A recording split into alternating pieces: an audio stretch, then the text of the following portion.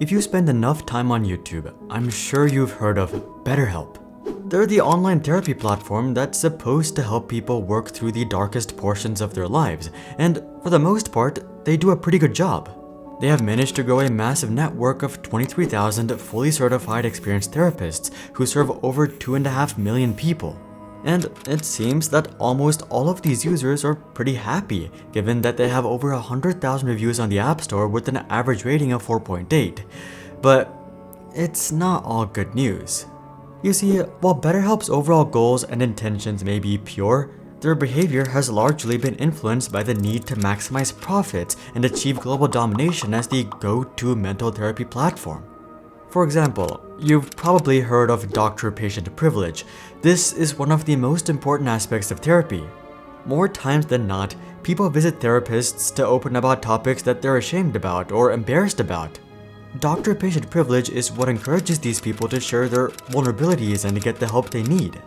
As such, protecting doctor-patient privilege is of utmost importance for most clinics and therapists, but this doesn't seem to be the case at BetterHelp. In fact, BetterHelp has repeatedly sold sensitive data to Facebook, Snapchat, Pinterest, and other such platforms over the past several years. But that's not even the worst part. The worst part is how they addressed the situation when the FTC confronted them about this practice earlier this year. The normal response would have been to either deny that they were selling this data or to issue a public apology for their behavior. But BetterHelp actually had the audacity to claim that yes, they were selling data, but no, it's not wrong. They would write off the situation as, quote, industry standard practice routinely used by some of the largest health providers, health systems, and healthcare brands. It seems that BetterHelp has made their position clear, and that's just the tip of the iceberg. So join me as we take a look at the dark side of BetterHelp.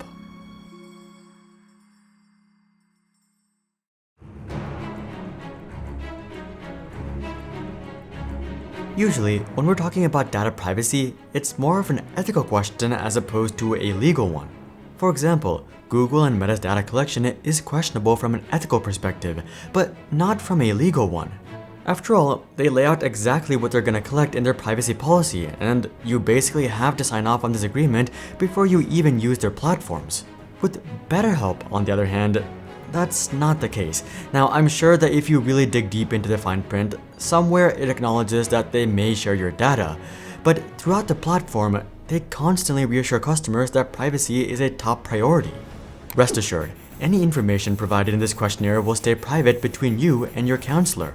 Messages with your therapist are not shared with any third party, and your live sessions are not recorded. We also do not share when you send a message or have a session with your therapist with any third party. This last statement must have been a new addition because they used to do exactly this. Back in 2020, an investigation revealed that BetterHelp was allegedly sharing the metadata of therapist conversations with Facebook.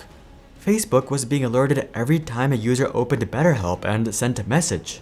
This meant that Facebook was essentially getting a full log of when users were having therapy sessions, where they were attending sessions from, and how long they were in sessions. When confronted about this, BetterHelp would simply decline to answer. You would think that they would stop selling data after this confrontation, but it seems that they may have actually just doubled down. According to an FTC report that came out in March of 2023, BetterHelp allegedly used a wide variety of tactics to share the health information of over 7 million consumers with Facebook, Snapchat, and Pinterest.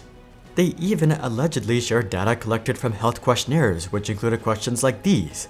Are you experiencing overwhelming sadness, grief, or depression? Have you ever had thoughts that you would be better off not alive? And have you taken medication or been in therapy before?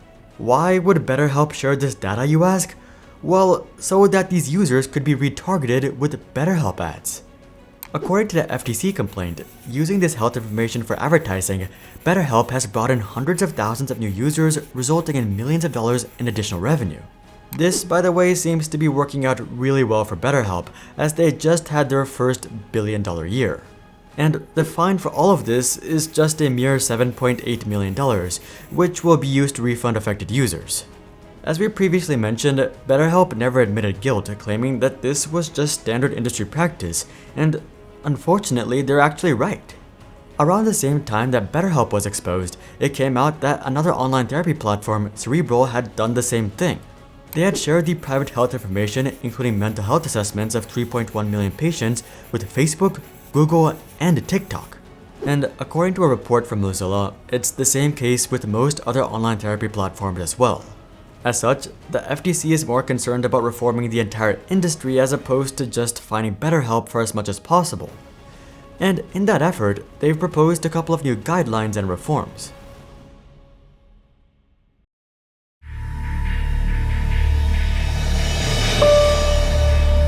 The FTC has proposed a total of 6 new reforms that BetterHelp must abide by, and other platforms should probably follow as well. The first reform is expanding the definition of health information.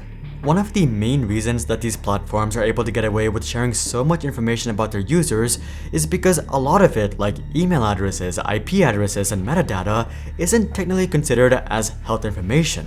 But the FTC is arguing that context counts. Sure, an email address may not usually be considered as health information. But when a consumer enters an email address on a mental health platform, it's a completely different story. That email address suddenly becomes personally identifiable information that this user may need therapy. So moving forward, these platforms should treat auxiliary information as health information as well. The second reform centers on implementing policies, practices, and procedures to protect health information. This one is pretty straightforward. The FTC claims that BetterHelp doesn't have written policies and procedures for protecting the privacy of health information. They also fell short on properly training and supervising employees that had access to health information. As such, platforms must implement more robust policies and procedures, but more importantly, platforms must get affirmative express consent before sharing user data with third parties. Speaking of transparency, the FTC has also ruled that these platforms must ditch their deceptive designs. One of the main reasons that people trust these platforms so easily is because they make statements like this: "We never sell or rent any information you share with us." Reading this, it's natural to think that your private data is safe.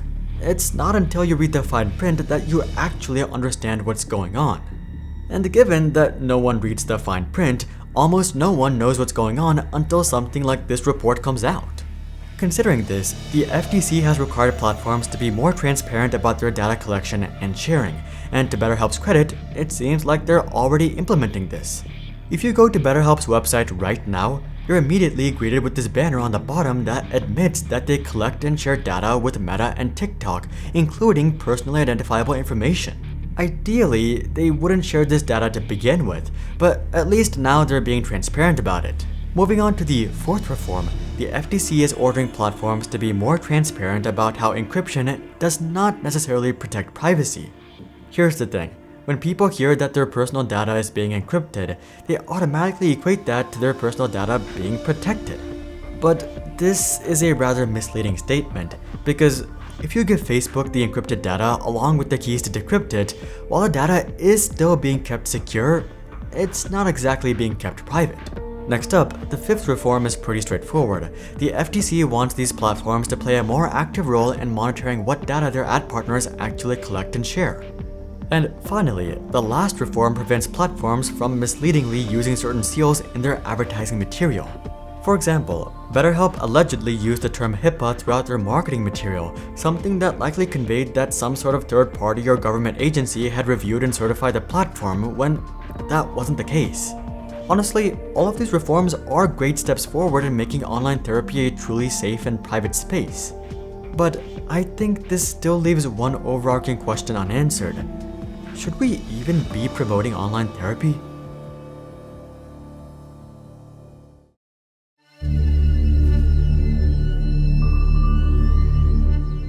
It's no wonder why online therapy has exploded in popularity, especially with the pandemic. People like the convenience of being able to talk to a professional from the comfort of their homes.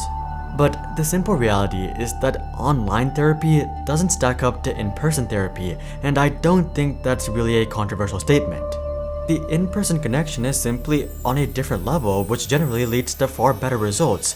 But there's even more to consider than just results. One of the biggest shortfalls of online therapy platforms like BetterHelp is that they don't accept health insurance.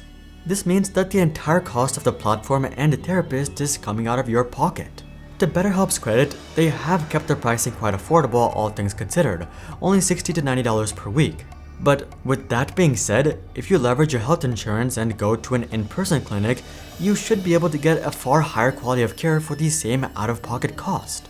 Also, speaking about the quality of care, in-person clinics will almost always have higher quality care. This isn't a knock on BetterHelp's therapists. I'm sure there's a good number of highly qualified therapists on BetterHelp. But the key thing to note is that therapists on BetterHelp are psychologists, not psychiatrists. In fact, BetterHelp does not even support psychiatrists. This might sound like a novel difference, but it's not.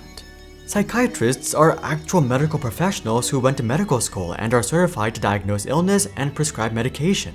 Psychologists, on the other hand, are more or less just professionals that you can talk to. Again, I'm sure there's plenty of highly qualified psychologists, but if you need serious help including diagnosis, prescription, and professional medical advice, a psychiatrist is who you need to see. But I bet most BetterHelp users aren't even aware of this distinction or how BetterHelp doesn't have psychiatrists, which brings us back to the core issue, which is the commercialization of therapy. While platforms like BetterHelp may have the best of intentions, they're also trying to maximize profits. In industries like social media, search, or email, it's whatever. But when it comes to mental health, this becomes a lot more dangerous. In fact, most of BetterHelp's shady activity can be attributed to their profit motive. Why does BetterHelp share personal user data with Meta? Well, to reach as many people as possible and make as much money as possible. Why does BetterHelp have arguably misleading promotional material? Well, to reach as many people as possible and make as much money as possible. Why do BetterHelp users not know the difference between psychologists and psychiatrists? Well, because in BetterHelp's pursuit of reaching as many users as possible and making as much money as possible, talking about services that they don't offer isn't exactly in their best interest. So why is BetterHelp dangerous? Well, because they're commercializing therapy like never before, and that naturally comes along with a bunch of side effects. Someone else who has sold their soul is Skillshare. Check out this video to learn more, but until then, I'm Hari, and I'll see you guys on the next one.